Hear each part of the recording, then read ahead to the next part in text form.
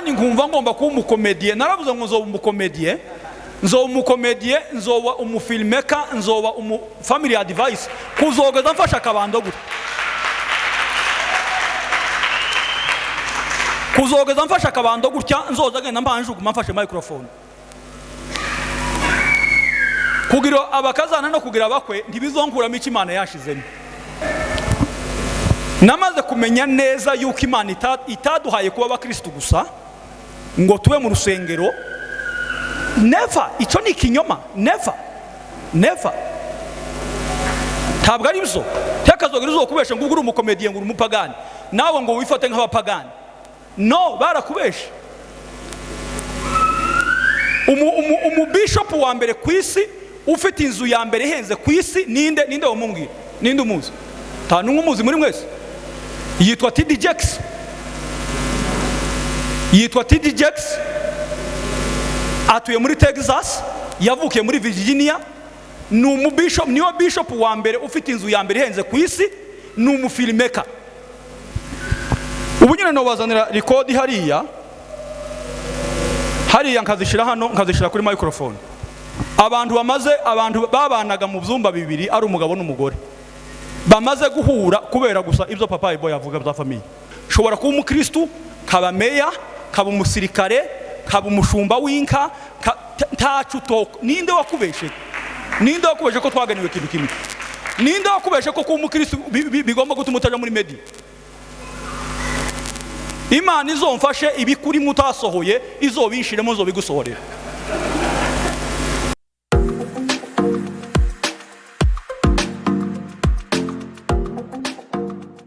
Aha, dufite umushyitsi, the one and only Papa Aboy, the best comedian in Africa and East Africa. Aha. Ndanezerewe cyane kubw'uyu munsi. Uyu ni umunsi udasanzwe ku buzima bwanje. Jewe Papa Aboy, jewe ndi umuntu numva nkunda media ku buryo numva no kuyifira no ipfira.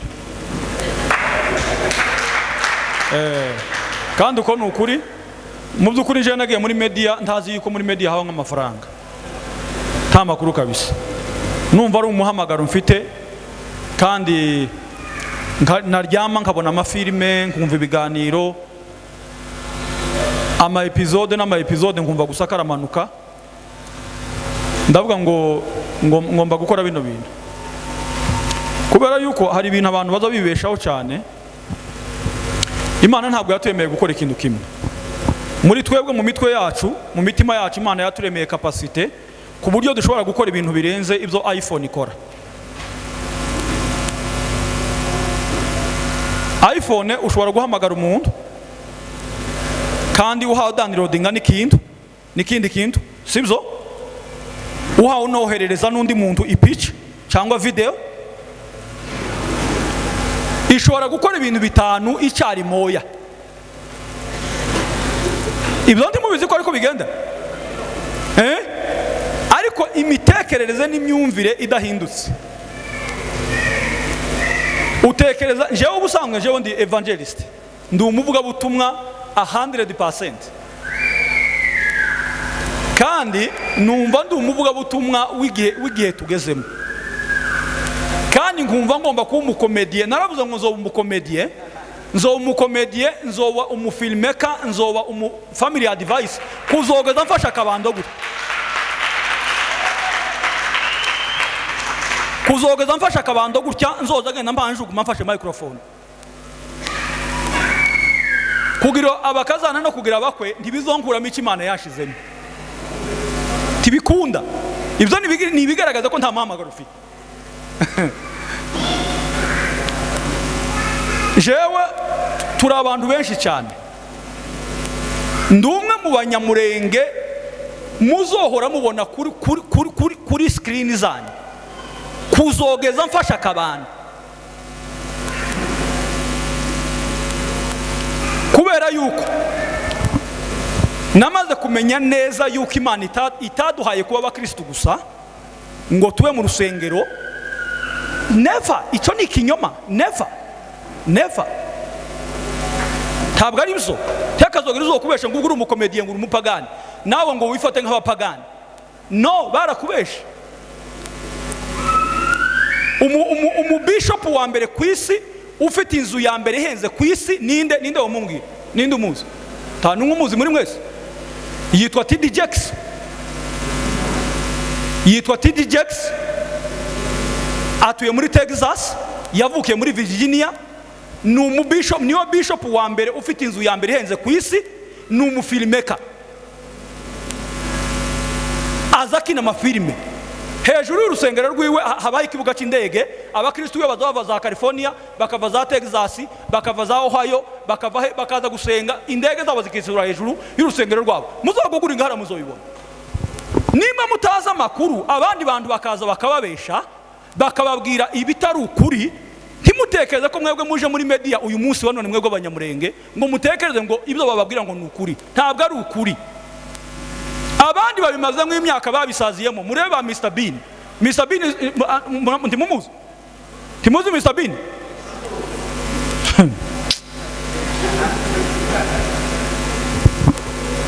Jewe nzo umufilmeka, imbe umufamily advisor, imbe umucomedian.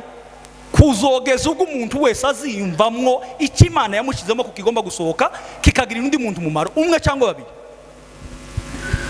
Ubu nyine no bazanira record hariya nkazishira hano, nkazishira kuri microphone.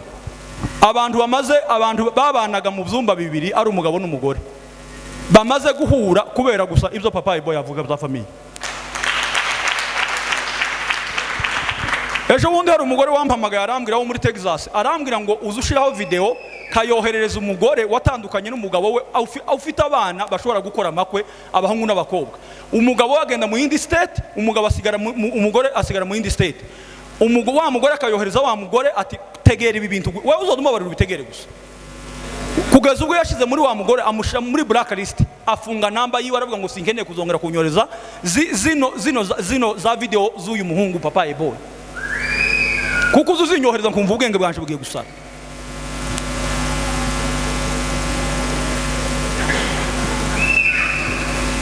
Kugeza ubwo wa mugore yimbutse aravuga ngo jewe bino bintu birananiye, mbonye ko nsinzwe. Wa mugore ubu nyine yasanze umugabo wiwe, ubu nyine yakaratanga ubuhamya. Hari undi mugabo ejo bundi yarajya za message ziri hano za record, apana message, arambwira ngo papa Aboy ngo ibyo uzukora ngo ushobora kubutabiza.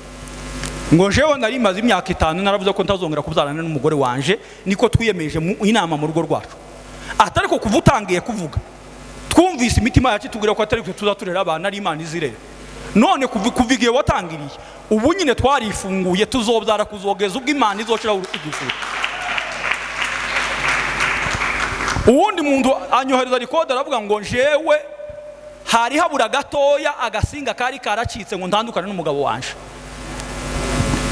Atari ko kubera inyigi yarashimye mu rusengero iwe, aravuga ngo iyo hataza kuba papa Aboy ngo jewe ubu nyine urugo rwanje twari kuba twaratandukanye kera. Muvuga ngo amina. Nimba mutaramenya umusozi muhagazeho, umusozi wa media. Media ishobora kukwicisha kandi media ishobora kugukiza. Media ishobora kukwinjiza ahantu udashobora kuzinjizwa n'amashuri yawe n'amafaranga yawe. Media yonyine ikaguheza audience.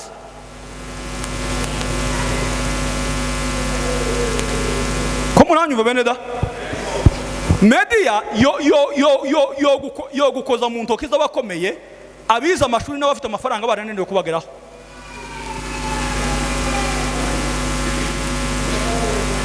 Abantu bakababesha ngo umukristo ngo ntazaje muri media. Ninde wababwiye ko? Imana ntabwo yadushizemo ikintu kimwe. Imana yadushizemo ibintu birenze ibiba muri iPhone.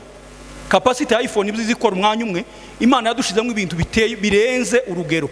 Shobora kuba umukristo, kaba meya, kaba umusirikare, kaba umushumba w'inka, ntacu toko. Ninde wakubeshe? Ninde wakubeshe ko twaganiwe ikintu kimwe? Ninde wakubeshe ko kuba umukristo bigomba gutuma utaja muri media? Imana izomfashe ibikuri mutasohoye, izobinshiremo zobigusohorera. Imana izomfashe izo soni wagize zigatuma utabasha gusohora ibintu ngo bigende byubaka abandi, bigirira abandi umumaro, nawe nibirangiza bikugirira umumaro. Ko muranyumva neza? Ntabwo muramenya media icyo arico. mushobora kuba muza mubona gusa abantu bavuga bakagenda jewe ahubwo noreka ibindi jewe inzandeka akazi kanyinjiza amafaranga nkagasiba nkakareka kubera ko mba numva nta mahoro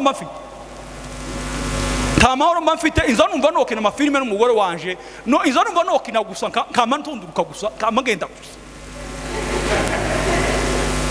kandi kumabwiye n'ukuri nuko twebwe turi mu bihugu bigoye ariko mwebwe hano mugira umwanya ahari kuturusha tugereranyije kuko twese turabizi mugira umwanya usa nkaho uhagije paraporo n'ahari adutuye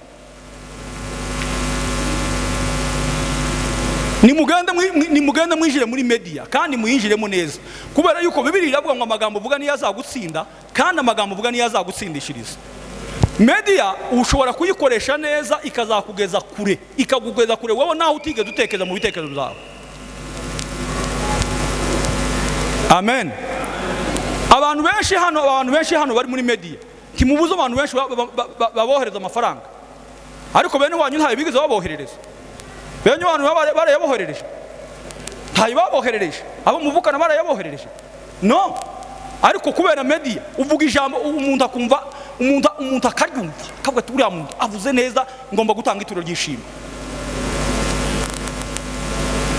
Mureka mbabwire twe kwifoto ko tutari ngo abantu ngo baravuga ngo turi muri media ngo abakomediye ngo saba Kristo ngo ntawo umukomediye ngo ninda bakubesheko ninda bakubwiye ko ubukomediye buva kwa Satani. Ubukomediye ni impano ituruka ku Mana 100%. Nimba ushobora kuvuga ijambo undi muntu kandi wavuze ijambo risanzwe undi muntu agaseka agatembagara jenza nkunda kuvuga ngo jewe ndi umuti uvura imitekerereze y'umuntu. Warubabaye ukumva papa Aboy ukareba papa Aboy ugaseka ukanezera. Jewe ndaruta panado muzi panado muzi fansidari ndayiruta. Ushobora kuza kwicara hano wari urwaye je papa Aboy nkavuga ukava hano wakiza kandi uko nkubwira n'ukuri ntabwo mbanitaka ni ibindi imwe ikimenyetso n'ikimenyimenyi uzorinda usaza ukiyabona papa Aboy kuri screen zawe. Uko nkubwira n'ukuri simfite kuzova muri ibi bintu simfite kuzobivamo kandi nabigiyemo n'abana banje bazobijamo ubu nibo mpamba tozo bunyi taho mutazonsanga uzozugana mu kirengeti cyawe ujanye na telefone usanga mu papa Aboy uzozugana muri office usanga papa Aboy kuri screen hari taho utazonsanga uzofungura wanga wabikunda hari zanga byakunda uzofungura wanga wabikunda hari akabiri uzogeramwo ukumva ukeneye papa Aboy byibuze umurebe gusa wumve ko mind zawe zicyangamuka ukuko muratubona mukabona turabapagani uzi kubera abantu kudasobanukirwa bituma babijije.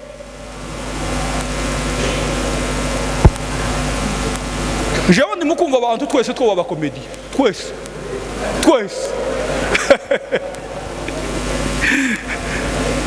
kubera nari mfite ibintu byinshi nahise ntangira discours ndani navuga n'ibindi nari nkagomba kubanza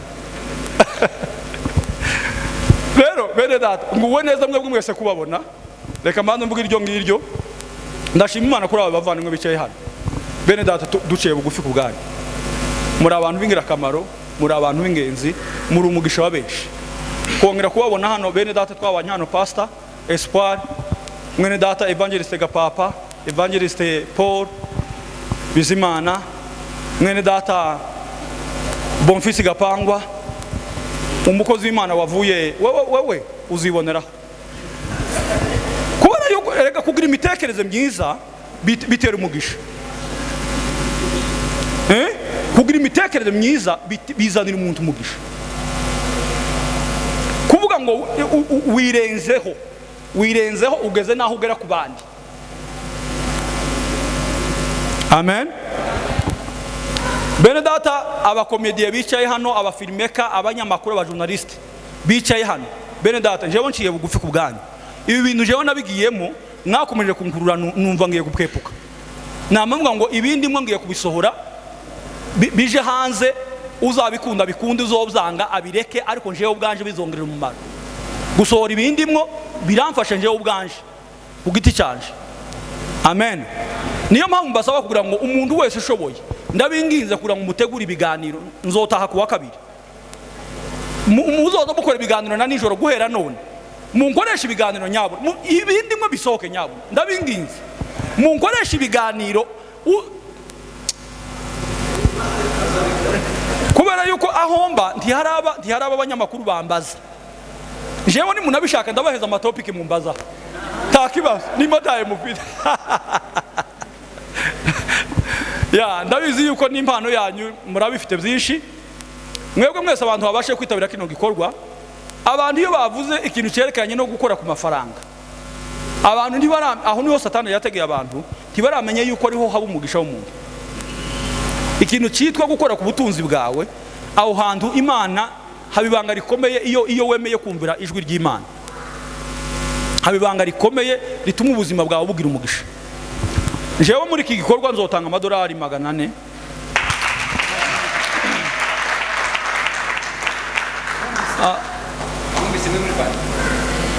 Cyangwa se wenda reka mvuge 500 iwacu ahwanye n'ibihumbi 40 by'ahano. Wenda bishobora kuzorenga wenda bikagera hafi 50, ariko reka mvuga yo ngayo kugira ngo ntazoja kuvuga ibyo ntazakora. Yeah. Hanyuma noneho rero nari mfite ibintu byinshi byo kuvuga, ariko nako ndabona bwije kugira ngo hatagira umuntu ndibuze gukwaza. Sibyo nkeneye kandi sibyo byampagurukije hano, ahubwo nukugira ngo tubana n'umugisha, mumbere umugisha nanjye mbabere umugisha. Abantu benshi nageze mbabona kuri social media ndarimbazi ko namasa nkaho tuziranye cyane kandi tutararamukanya no mu maboko.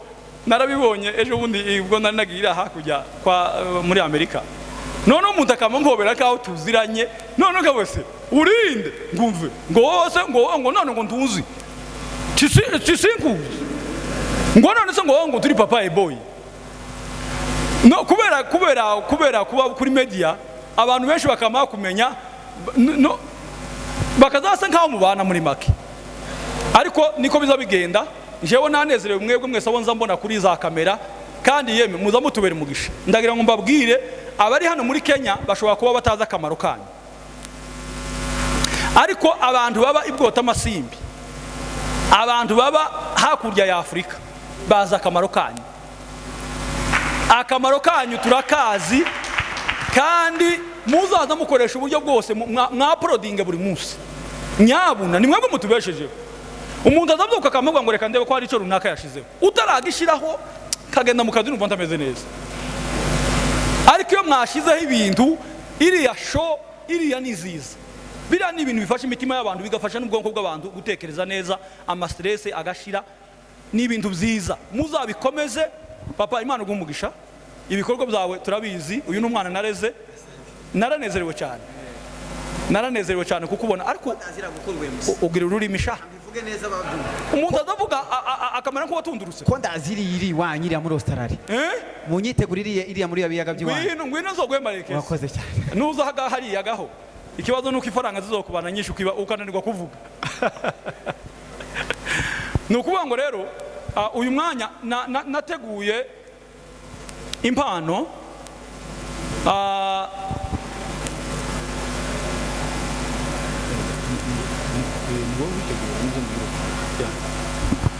nateguye impano, kandi iyo umuntu yateguye impano si ukuvuga ngo ntiwobasha gutegura abantu bose impano, nubwo bose baba bazikwiriye. Abantu bose ntibashobora gutegurirwa impano umunsi umwe. Bamwe bashobora kwitegurirwa ubunyine, abandi bakayitegurirwa umwaka uza, abandi bakayitegurirwa umwaka uza, niko biza bigenda. Kugira ngo kandi ni impano yo kugira ngo donke abantu bakomeze kwiyumvamo kino kintu, motivation, bakomeze bakunde bino bintu. Jewe ndagira ngo nta muntu utazobona impano yaje muri mwebwe mwese abantu ba muri media. Yes. Ni ibintu nkunda, kandi numva na supporting umuntu wese ubikora kugira ngo arusheho kubikora cyane, kuko namaze inza akamaro kabyo, uburyo bifasha imitima y'abantu, uburyo byubaka abantu, uburyo bikiza abantu, uburyo bikura abantu mu bujiji. Media ni ingirakamaro, n'abandi bantu bose mushigikire media. mushigikire media yo muri Kenya ndetse n'izindi za media zose zitandukanye zo ku isi zacu z'abanyafrika, muzishigikire abantu badukurikiranye online bazishigikire. Rero iki gikorwa reka dusabe kugira ngo mwene data MC akituyoboremo kugira ngo kize kuba ciza kandi kize kuba gifite n'umuco mwiza kigaragara neza. Thank you. East Africa ni comedian, ni umunyamakuru, ni umu-influencer, atanga support ku ma family, ariko kandi nanone nkuko bivuze no gukora motivation. Ejo nanjye azangeraho nabakugereho, but today harabagiye kurekoganizinga abaha ama award. Ladies and gentlemen, muri tayari kugira mwakire basi aya ma award n'umutima mwiza. Amashyi menshi cyane kuri papa Aboy. Aha, ndetse na mama Aboy ahantu ari muri Australia. Amashyi menshi musere kuri mama Aboy, arakomeye cyane. Ahantu bari iriya hakurya muri Australia. Ari kuriya. Mumyongere. Mama Aboy muri Australia. Asante sana. Munyemerere protocol, Igo protocol batambuke hano kwa ribane cyangwa se ukuryo bateguye baze hano n'ibihembo. Aha. Muze hano n'ibihembo kandi hano igihembo cyanditse mwamuhaishe igihembo nibanga muze mwegere hara ku rukuta cyane kugira ngo tuze kubikora mu buryo bwiza cyane. Amashyi menshi cyane. Amashyi menshi cyane kuri tour ya papa Aboy muri Africa ndetse na East Africa. Ladies and gentlemen, huko mubibona, this is award from papa Aboy. Uri kuva muri Australia, ari muri tour muri East Africa ndetse na Africa, ariko but today ari muri Nairobi aho agiye kurekoganizinga aba bantu bakurikira. Rwose turamushimira. Reka duhere kuri number 4. Number 4 Aboy. Okay. Number 4 papa Aboy muri tour afite muri Africa ndetse na East Africa, yatekereje ko uyu muntu hari ibyo yakoze, hari influence yakoze muri community, hari ibyo yagejejeho abantu. Uyu muntu tugiye kubasomera mu by'ukuri afite uruhare rukomeye muri industry ndetse na muri community yacu y'Abanyamulenge. Yakoze ibintu bikomeye bituma papa Aboy muri organizinga muri tour afite muri Africa ndetse na East Africa. Uyu munsi wa none rero akaba agiye kumuha igikombe nk'ishimwe, ndetse kandi nanone si igikombe gusa, buri hari n'ukuntu agomba no guhita mutekereza. Nimero 4 yitwa Nyakinshasa. Mashyi menshi cyane. Nyakinshasa kuva kuri Kanyamukwengo team, ndetse uyu munsi wa none akaba afite platform yiwe yitwa Nyakinshasa Authentic TV. Uyu munsi wa none online ahadukurikirana papa Aboy ararekoganizinga ibyo wakoreye community. Uyu munsi wa none muri tour afite i Nairobi muri Kenya ndetse muri Africa, agiye kuguha igihembo. Ariko icyo gihembo kiwe kubera ku Nyakinshasa ari mu Rwanda, reka dusabe my brother papa Aboy aze atambuke hano ndetse na n'umuyobozi wa media ndetse nanone kandi na Anje Wasumba mu rwego rwo kugira ngo ahagararire Nyakinshasa, baze hano bakira igikombe cya Nyakinshasa. Amashyi menshi cyane kuri papa Aboy mu gutekereza Nyakinshasa.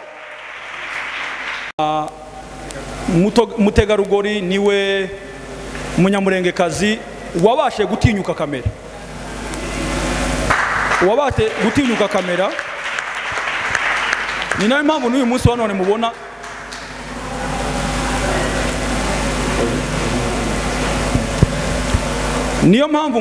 uyu munsi wa none twamugeneye igikombe, kuko numwe mu bantu bakoze igitangaza kandi byari ibintu bigoye. Harananiza n'ubu nyine hari abadamu benshi cyangwa abakobwa gutunga kamera ngo ntinya kamera, ariko iwe yarayitinyutse arayihangara kugeza n'uyu munsi wa none. Rero jewe ndi umuntu kandi sinamuzi sindanamubona uretse kuri media gusa, ariko naramutekereje numva tuzaduha ibintu agaciro. Ni byiza iyo utekereza abandi nawe Imana izoheza abandi kugutekereza. Thank you. Niko biza bigenda.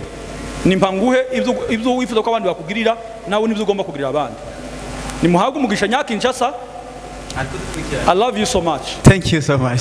Amashyi menshi cyane kuri Nyakinshasa. Urakoze. Aha, ndagira ngo abamwakiriye mwasura mu byicaro byanyu. Papa Aboy n'undi arakomeza ifoto ndetse atanga n'ibihembo bitandukanye. Nimero 3 nabo nabantu bagize icyo bakora muri community yacu. Mu by'ukuri naba influencer beza, naba TV presenter beza, nabantu bari gutanga ibyiza kandi twese twarakoze ariko papa Aboy ntago yabona ubushobozi bwo kuturecognizinga twese, but at the end of the day azagenda agera kuri buri wese nkuko yatubwiye. Dufite nimero 3 ni timu yitwa Debut TV Show. Amashimeshi cyane kuri Debut batambuka. Debut turaza gusaba uri buze gufatikanya na Debut gutanga ikino gihembo. Reka dusabe umwe kuva muri Good Samaritan, my brother, atambuke hano. Aha, nanone kandi dufite abategarugori bacu kameme bagomba no guseruka kubera ko Debut. Aha, mwipange neza. Ndacyari kuzana undi muntu uri buze gufatikanya na Debut. Aha, hano dufite abategarugori kubera ko ndagira ngo mufana Debut, sibyo? My sisters, mufana Debut, sibyo? Murafana ba Debut. Ariko kubw'umwihariko reka dusabe mwamuretse madame Shalom atambukanga kubera Debut ari abashuti biwe kugira ngo yifatanye nabo, kandi nawe ni umutegarugori. Aha, kugira ngo aze gutanga kino gihema. Amashimeshi cyane kuri madame Shalom, ni inshuti ya Debut kandi ashigikira media, ndetse nanone kandi my brother Shalom, wakoze cyane kuza, Imana iguhe umugisha. Aha, mwifotoze na timu ya Debut barakoze cyane, mukore kuri icyo gihembo. Aho abafana ba Debut bari Aboy from Australia muri tuwafite yari organizinze Debut. Imana ibahe umugisha cyane Debut, musubire. Okay, Debut ntabwo naburi cyo mbavugaho. Ikintu cya mbere kiza kinezeza ni igitwenge cya Queen. Queen azaseka akamayikuta akamayikuta kuri Aline gutya, ngahwera ngafa kazuka nuko donc abari mu kiganiro ari free biriya rero Queen, biriya bizabifasha abantu benshi, bizabyubaka benshi.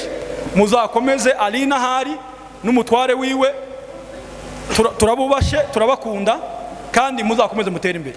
N'umutware wawe turagushimiye cyane kuba warahaye uruhusa umudamu wawe Queen kugira ngo abashe kuja kuri kamera, abashe kuvuga, asesengure, asetsa abantu, bakore za comment, bakore biriya bintu muzamukora,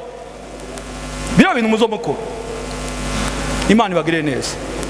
Muzabikorana urukundo, muzabikorana umutima mwiza, kandi Imana izokomeze kubateza imbere, muzakomeze kugira ibivakanwa byinshi. Ni byiza kuko biradufasha. Muhabwe umugisha, niyo mpamvu muhawe kino gikombe kuko ari cyo mwakoze. Iyo mudakora hacu mwari kwa mubona. Thank you. Murakoze cyane Debut. Amashimeshi cyane kuri papa Aboy. Nanone kandi dufite nimero 2 nawe nabona abantu papa Aboy muri tuwafite hano muri East Africa yari kugonorizinze ko agomba kubashimira, bamukoze ku mutima, byukuri arabashimira cyane. Abo bantu nanjye ubwanjye ndabakunda cyane, ni bitwa Unity of the Church. Reka dusabe timu ya Unity of the Church. Aba bagabo tangi gikombe, musuhuze papa Aboy, ndabizi ko muri inshuti yiwe, ariko kandi nanone papa Aboy afatikanyije na head teacher kuva Uganda, ndetse nanone kandi na CEO wa Sultan TV online. Tubasabe baze hano kugira ngo yagiye. Okay, reka dusabe CG Aimable aze hano afatane ifoto n'abantu kugira ngo bageze. Aha, that's good. Hano hagara hano CG. Thank you. Aba bantu rero papa Aboy recognizing, murakoraho, recognizing ibyo mwakoze muri inshuti ziwe. Ibyo cyo twobivuga. So uyu munsi wanone muri tuwafite ibyo mwakoze nibyo mukorera abafana banyu ndetse na community muri rusange. Papa Aboy arabashimira cyane. Yagira icyo avuga nka Max. Aha, dusigaranye umuntu umwe. Aha, that's good. Max. Aba bagabo n'aba best influencer kubyerekeranye no guhugura ibyerekeranye n'amatorero, babashije guhangara ikintu gikomeye abantu benshi batakunze no gutekerezaho cyangwa bakunde kukivugaho, cyerekeranye no kuvuga ibitagenda mu matorero. Ico kintu rero cyagiye gukosora ibintu byinshi mu matorero, kandi bituma abantu benshi bisubiraho kandi bakabikora neza, bakabikorana umutima w'urukundo, bakabikorana ubushake bwinshi, bakabikorana isuku. Bene data, Imana ibahamugisha. Imana ibahamugisha kandi Imana ibagire neza kandi Imana ikomeze ibuzuze ishurirwa rikomeye kuri iki kintu kandi mukomeze. Haracyariho byinshi, haracyariho byinshi bigomba gukemuka mu matorero yacu y'Abanyafrika kugira ngo azarusheho kuba perfect, ibintu birusheho kuba byiza mu makanisa.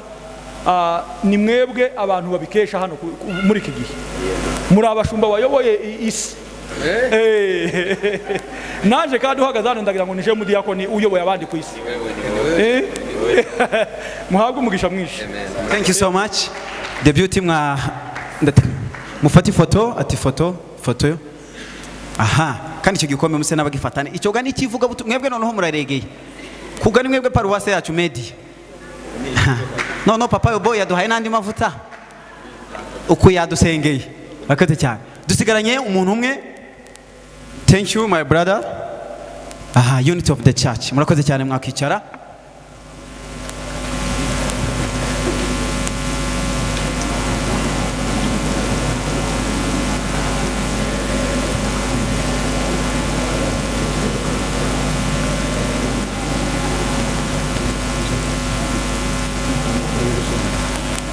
Murakoze cyane.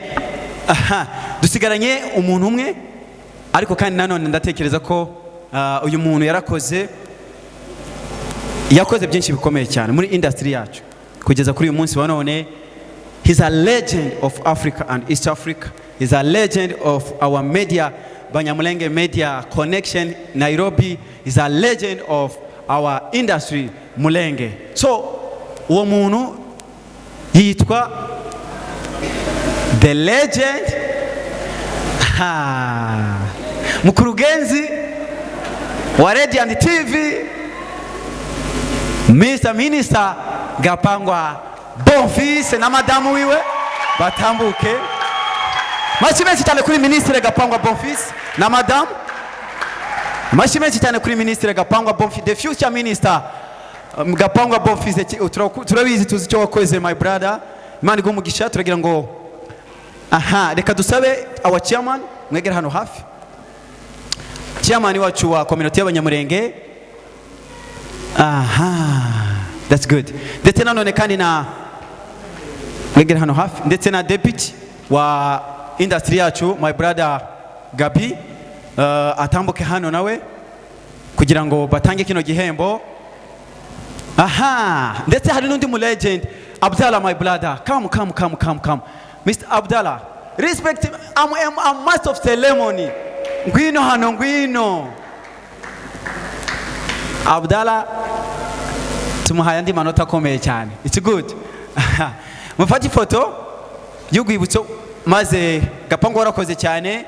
Mari guhumugisha kubyo wakoze bitandukanye kandi community yacu irabizirikana. Mari guhumugisha. Limax kuri papa Aboy muhagaze. Okay, reka tuvuge kuri Gapangwa Bonfils. Mwene data turagushimiye mu ruhame rw'abantu kugira ngo aba bantu bose batinyuke, ari abakomediye, abanyamakuru, aba content creator batandukanye, nuko ari wowe waducira inzira ugaca umukero, ugaca inzira abandi babasha kunyuramo kugira ngo babashe gutinyuka kamera, babashe gutinyuka kuvuga ibi barimo kubisohora. Mu by'ukuri hano hari abantu benshi b'aba legend bagomba guhabwa ibikombe kandi bose ndabazi, nta numwe ndazi kandi nta numwe ndazogeraho njewe, bo mwese ndabazi. Ariko mwene data Gapangwa wagize uruhare runini cyane muri industry Nyamulenge kugira ngo abantu batinyuke kamera, ibi barimo bije hanze bigirire isi umumaro, nabo ubwabo bibagirira akamaro. Kuko erega burya iyo utanga ikintu kigira abandi umumaro ntikiza kibura kugaruka ngo nawe congere kigire gute kikugirira umumaro. Rero na madamu wawe ndagira ngo bitanga utarashitse, none na madamu wawe nawe yemera gushakwa n'umunyamakuru. Madam niki wakundiye Gapangwa kuvuga wowe ni gute ukunda umuntu wo muri media? Namukunze ahubwo ntazi ko akora media. Wamukunze utazi ko akora muri media? Umaze kumenya ko akora byarashimishije kandi amushigikira. Uramuzi umushigikira? none urifuza ko twagukoresha ikiganiro? Okay, Imana rero ibakomeze bagire neza n'umuryango wawe. Ese harya ufite abana bangahe papa? Umwe n'undi uri hafi. Urateganya bangahe? Abimana izampa rwose. Amina, amina. Imana izabagire neza n'urubyaro rwanyu, kandi muzabyara abana b'umugisha, muzabyara abana bazobabera igisubizo gikomeye cy'ubuzima bwanyu. Mubarikiwe. Thank you. Mufate ifoto, iyo foto mufate icyo gikombe, mufate ifoto y'urwibutso. Mwakoze cyane. Tugiye kumva Gapangu atanga remarks yiwe, ubundi twumve toto y'amafaranga batanze, ubundi tubabohore. Si ndiyo jameni? Muri abantu beza, mwakomeje ko. My brother Dem, thank you. Wakoze cyane. Imana ibaha umugisha. Badutangarize, reka twumve remarks ya Gapangu, ubundi tuze kumva toto y'amafaranga twatanze, ubundi ikindi ndashaka gushimira abantu bose bafite abadamu baba muri media, cyangwa se abakobwa baba muri media, ababyeyi babo bakabemerera. Abo bantu turabashimira cyane ubwoko bwacu. Umuntu witwa umukobwa, umudamu n'ubusanzwe biza bibagora no kuvuga mu ruhame rw'abandi bantu, ariko umukobwa wacu n'umudamu wacu watinyuse kamera.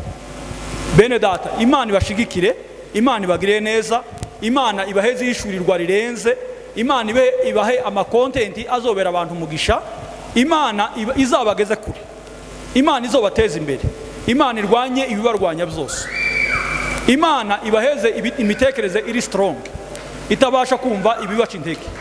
Mubarikiwe zaidi na zaidi na zaidi. Kandi mwebwe mwese ababashe kuboneka hano, Imana yo mu ijuru ibagasanire kandi bagire neza, ababashe kugira icyo batanga. Mubarikiwe zaidi na zaidi. Thank you so much. Papa Aboy asura mu cyicaro, amashyi menshi cyane. Reka twumve Minister Gapangwa kuri remarks yiwe. Asante sana. Ndavuga umwanya muto kandi mwihangane n'ukubashimira gusa, hanyuma tuvugane ku musozo. Nongeye gushima Imana kandi uko dusoje kino gikorwa neza. Dutangira numvaga nabaye disappointed, kubera ko dusanzwe tuja mu bitaramo hano hakuzura, kandi ari bitaramo dusanzwe duhoramo, ariko kubera ko kino cyari cyo gushikira imfubyi, mbonye abantu batitabiriye cyane, nshaka nko gucika intege, ariko nje kubona bitabiriye ibyo bakoze, ndanezerwa, numva ndahetse. Mu by'ukuri abantu baje hano mwakoze ibintu bikomeye ku rundi rwego. Imana ibaha umugisha. Ndashima Imana kuko igikorwa tugisoje neza, niyo mbanjije gushimira kuko niyo idushoboza byose.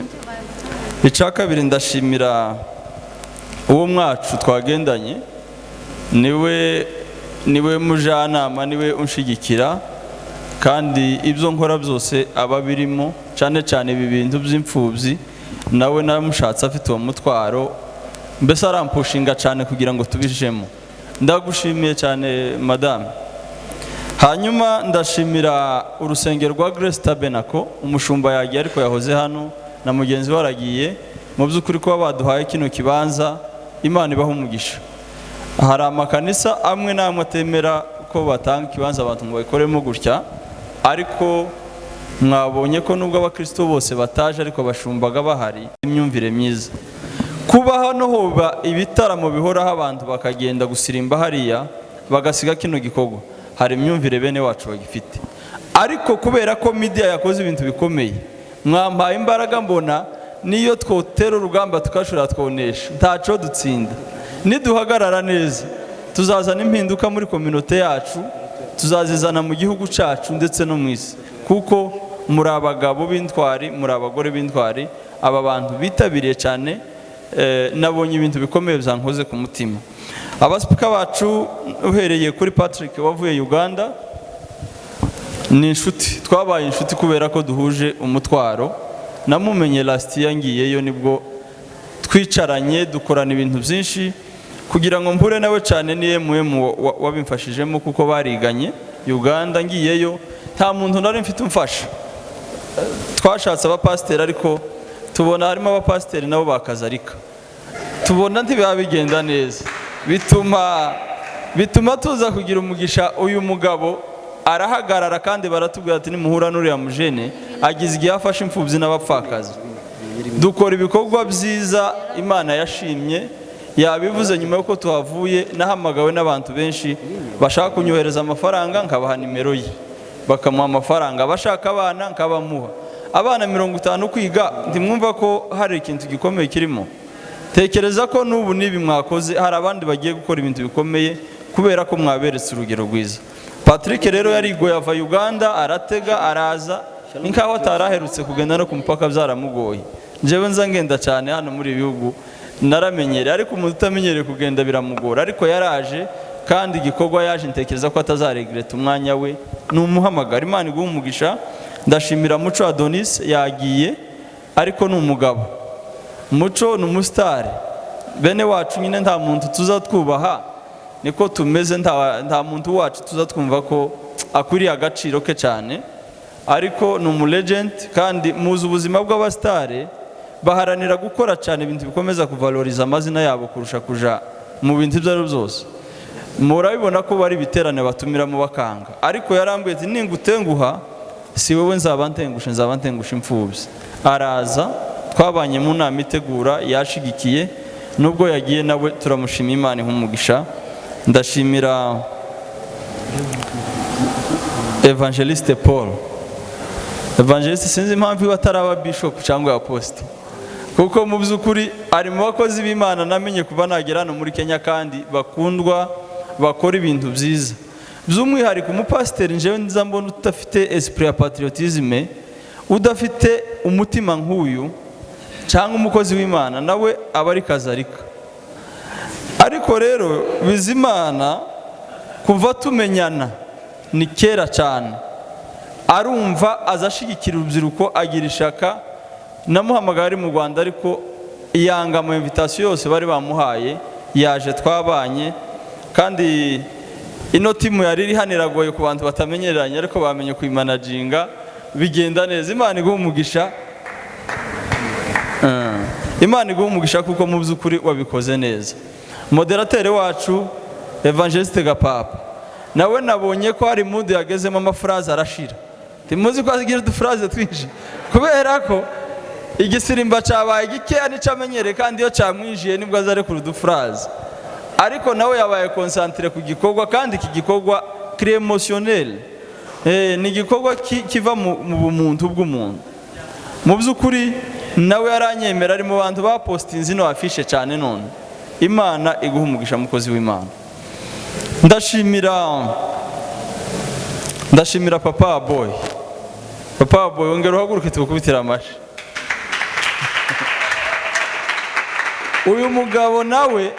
Uyu mugabo yampamagaye ndi Kinshasa mu bihumbi igihe mperuka 2021. Arampamagara nakoze ikiganiro cyitwa ngo Umunyamulenge ku murimo. Arambwira ati iki kiganiro kiza kinyica, gishishikariza abantu gukora, none keneye gutanga ituro. Sinarinzira, murumva ko nawe tugize igihe tuziranye. Biratura finalema, ejo turakubita nayambaye karuvante yabushanyije amato. Twaraye tuganiriye, twavuye aho twamwakiriye nka saa 10 za nijoro, turimo kuganira.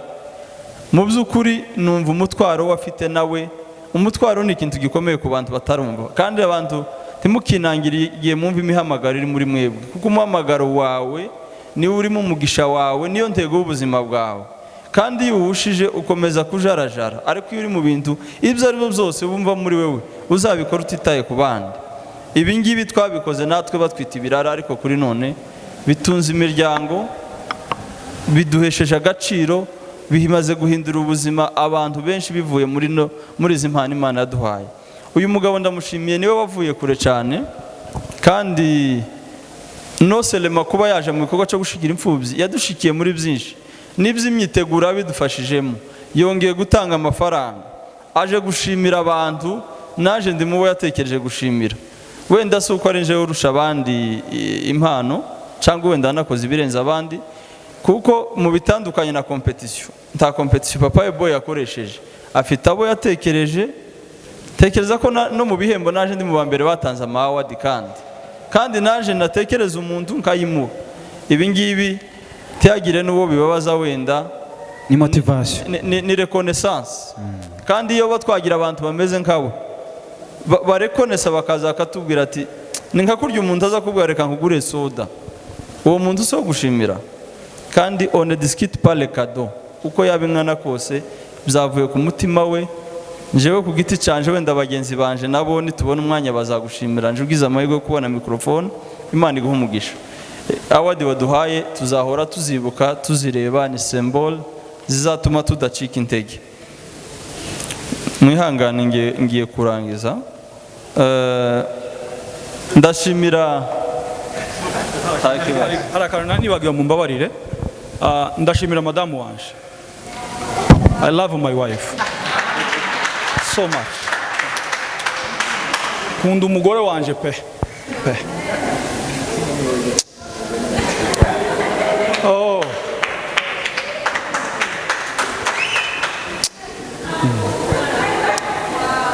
Why not? Kubera iki? Kubera yuko ibi nkora iyo ndaje gushigirwa n'umudamu wanje ntabwo nariko mbikora. Kweli. Ntabwo mushaka kubyumva. Turamushimiye amashyi menshi cyane kuri uyu mudamu. Yeah. Madamu wanje aho ari ndamushimiye, ndamukunda kabisa. Forever and ever. Yeah. Ndamukunda rwose kandi muza mwibuka kubwira abadamu wanje ko mubakunda. Kweli. None utekeze mu bakobwa bose akaba ari wowe wahisemo, mu bakobwa mwari muziranye bose. Abakobwa bose mwari muziranye, abajama, abo mwabanye muri korari, muri quartier, urumva barya bose ugahitamo umwe muri abo ngabo. Kweli. Please tanga umwanya wawe ku mudamu wawe. Yubahwe cyane. Umudamu wawe ni yubahwe ariko. Wambabari ugakunda umudamu wawe. Kweli. Wa mukobwa wa mudamu wakunze umugabo wawe.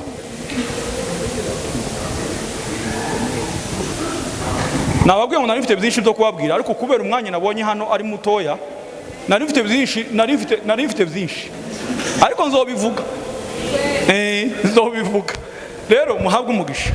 Umudamu wanje mumushimire ni mukoma amashi. Amashi menshi cyane. Thank you. Yitwa Mama Aboy. Mama Aboy. Yeah. Cyangwa se nyina wabera. Asante. Niryo zina ryiwe ryasenya na nyina yitwa nyina wabera Esperance. Asante. Thank you. Nyina wabera Esperance yubaho hari. Turamushimiye cyane kandi donc nawe naje ni nkaho nzamuha award. Kubera ko nawe niwe mugore watinyutse gukinana n'umugabo we. Kweli. Timuzabona ukuntu donc biduha ubufatanye mu rugo no gushikirana ukuntu bimeze neza. Abagore baza babangamira abagabo babo mu byo bakora mu mpano zabo, cyangwa abagabo babangamira abagore mu mpano zabo nibakazarika. Muperimete gukoresha ukantu niko kantu katari igitutsi ariko nyine sinotukanaga mu ikanisa ariko hari ukuntu kazarika iri mu soundinga neza. Rero narindimo nshimira abantu Madame Aboy ibarimo gukora nukuri ni family, ntabwo ari we, ntekereza ko babiganiriyeho nawe turamushimiye. Ndashimira iri tsinda rya Banyamulenge Media Network mwikomera amashimwe. Donc mwanyeretse urukundo numva ko mfite family. Iki gikorwa hari abakibonamo nka hari canje kandi atari canje. Ndi mu baha bafasha zino mfubyi kujari yanakoresheje mu mafaranga yanje kuba muri hoteli gukora ibintu byinshi ni umutwaro. Mureke dushigikirana. Nawe ico ufite utwiyambaze kandi tuba abambere. Ico nkundira abayumbe. Mu bintu nkundira abayumbe bagira gushigikirana. Kutabaho. Nibwo rugero rwiza two kugira ikintu baza bakora bagashikira natwe. Iri tsinda ryacu uko mwabikoze tubikomerezaho. Ukora ubukwe tuba abambere kumutwerera. Ukora ugira urubanza cyangwa ibyago cyangwa ibirori nico cerekana ubumwe. Mwebwe ndabizi mwantoye ku umuyobozi w'itangaza makuru ndifuza ko tuzakora pati yo gusoza umwaka yakasa mutwe. Twishime dushime Imana kuko tugiye gutangira umwaka kandi uyu mwaka twiha intego zikomeye. Reka nshimire chairman wa Siberika. Tekereza ko ari we muyobozi wacu hano muri iki gihugu turimo nka community. Mu byukuri n'umujene ubirebye hano timubona ko nawe ari Gen Z, ni mugenzi wacu. Gen Z tuyikoresha ku bantu bato tumaze kuyirenga ariko ni umujene muri make. Uyu mugabo ibikorwa byose abajene bakora hano bazamuhamagara, nzamubonamo aza yitaba. N'aba bayobozi rero dukeneye, kandi courage, nusubira kwiyamamaza tuzagutora. Ukomeze ukunda ubwoko, turi mu bihe byo gukunda ubwoko, turi mu bihe byo kumenya ko turi impunzi no kumva ko tutari bato, ahubwo ari twe tuzazana impinduka tutarebye ku bandi. Ndashimira umuryango wa Good Samaritan Foundation Africa Mission. Mwabonye envelope bazanye, natinye kwifungura ko ndumva iremereye cyane, sinzi kirimo. Kandi mwabonye delegation bazanye, ko ndabona harimo nk'ikimasa gikomeye cyane. Aba bantu twarakoranye cyane nabo, uhereye kuri missionary Jean de Dieu, mu by'ukuri ndamushimira, agize imyaka myinshi nawe muri ibi bikorwa byo gufasha imfubyi n'abapfakazi. Kandi mu Banyamulenge bagiye hanze, sinzi ko hari umuntu uzubikora nkawe. Ahantu hatandukanye bagenda bafasha imfubyi, murumva ko duhuje umutwaro. Sintekereza ko nabahaye invitation ukunda, ahubwo natumiye uyu mugabo Shaka. Kimara kumutumira namutumiye nkawe, aba bibwiye ibukuru, bahita bumvikana ko bazashigikira nka association, kandi ibyo basezeranyije babikoze. Bazanye support yabo, baranahaba, banihanganye, kandi ni umuco mwiza ko tugiye gusoreza hamwe. Turagushimiye Shaka, dukorana byinshi, kandi udushimire n'abayobozi babwire ko presence yanyu n'inkunga mwatuzaniye twayishimiye. Ndimo ndasoza kugira ngo tagiraho nibagirwa, ndashimira protocol yadukoreye akazi neza. Igo protocols baracari hano, uko murabona ukuntu bakenyeye bikomeye. Njyewe mu bukwe bwanje ni kuri twari tumeze, tuvugana nabo ko bazakora protocol, narabasabye bambaza ngo se bazambara gute. Ndababwira ngo ni uburenganzira bwanyu, ariko nimutwemerera muzakenyere. Ntabwo bisebeje kwambara ukikwiza, birasa neza. Umuntu wese wakenyeye hano Imana imuha umugisha. Ntabwo musa nabi pe, niwo muco wacu. Umugore wa mbere wakenyeye muri Amerika baramufotoye, aza bitangamo ubuhamya, uriya mama Mapendo. Byamwijije no muri White House, bavuga ngo babonye umuntu wambaye neza muri Amerika. Muzamubona ubukecuru bwambaye mini buberewe se. Kwambara neza ukikwiza, umuco wacu ni mwiza. Turabashimiye Igo Protocols, ntabwo batwishuje, ariko babikora kinyamwuga, n'akazi. Uzobashaka azoza bishura. Twebwe baravuze ngo natwe tuje gutanga contribution mu gikorwa cyo gufasha imfubyi. Rero aba bantu ni Abanyamulenge, ni abajene n'abafite ishaka. Papa Danilo producer niwe waruhagarariye kino gikorwa. Imana ibaho umugisha. Bashiki bacu, uyiwe ni mushiki wanje, na Zahabu ni timu bakorana, kandi nuko nyine abantu babaye bake, ariko n'abadukurikiye online. Utarakora subscribe kuri aba bantu bari hano, nukuri ugira umutima mwiza uyikore. Aba bantu bagaragaye hano bose mubakore subscribe, ntaco bisaba, n'umutima mwiza, dusupportingane. Mwakoze kandi gamura bizego abantu bakoze muri finance no muri secretariat. Yes. Muri abantu bakomeye, kandi muza mwitabira ibindi bikorwa byose bisa nk'ibi by'ubwoko n'iby'agaciro. Umuntu wese waje hano twatumiye n'uwo tutatumiye, hari abantu tutatumiye baje, nababonye aba madame Bosse hariya, Shalom yo twaravuganye, n'umwira wanje yazanye nawe n'uwo mwabo, birasa neza yemwe. Ntabwo bibangamye ngo ubwo turi bakeya, ahubwo ni mwebwe. Imana ntekereza ko ushobora kurekonesa ikintu mwakoze. Imana ibaho umugisha buri wese wakandagiye hano. Moderateur wacu MC Notable, ubu ngubu niwe ufite inkoni y'icuma. Niwe uyoboye umuntu ufite amakwe hano, ushaka ikirori ko kigenda neza.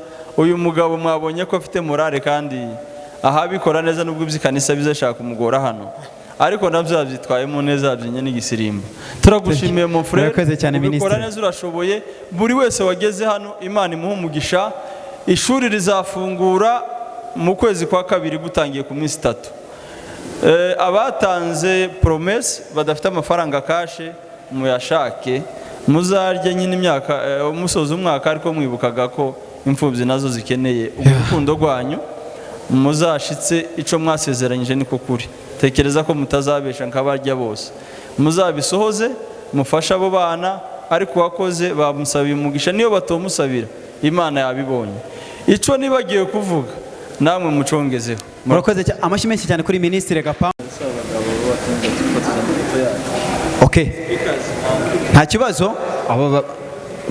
Aba speakers muze na chairman babanze, abandi babasubiye inyuma mo gake, ntacyo bitwaye. Yeah, aba speakers hano imbere, nyuma yaho barakurikirana iyi timu ya Papa Aboy. Yes, thank you. Mwakoze cyane, mufate ifoto na Gapangwa ndetse na head teacher ndetse n'umuyobozi. Papa wazana ukajoininga. Aba bantu ni aba speakers, mwarakoze cyane. Amashyi menshi cyane kuri bano bantu. N'abagaciro mu by'ukuri. Ministre Gapangwa arabashimira ndetse na head teacher ku mwanya wabo. Imana ibaha umugisha. Twese turi Abanyamulenge kandi tugomba gufashanya ndetse no aha. Mwipange mwebwe barurangiza. Aha, wewe hagarana na madamu wa. Noneho ese Etienne papa ko hagarare Nyakinshasa. Okay, nta kibazo. Ndabona hari ufite igikombe kiwe. Iyi foto nushake uyifotore, nushaka uyisubiremo. Ako nako nongeyemo nanje nka MC, ariko ushatse woyisubiramo. Muraberewe cyane. Thank you my brother Papa Aboy ndetse na Mama Aboy. Ibikorwa byose byakorewe hano tugushimiye kuko wabibayemo kandi wagaragaje kuboko kwawe. Buri muntu wese wabashe kugira icyo akora, tumatuyeho mugisha kugira ngo umugire neza mu byiwe byose no muri gahunda ze zose, umusapotinge kandi ubashe kumufasha mu buzima bwe bwa buri munsi. Tugiye kugenda mu mayira atandukanye, turasaba kugira ngo ubuntu bwawe n'amahoro yawe bigendane n'uwo ari we wese muri twebwe. Ugize neza kuzumvise kandi kubikoze mu izina rya Yesu Kristo umwami wacu. Amen.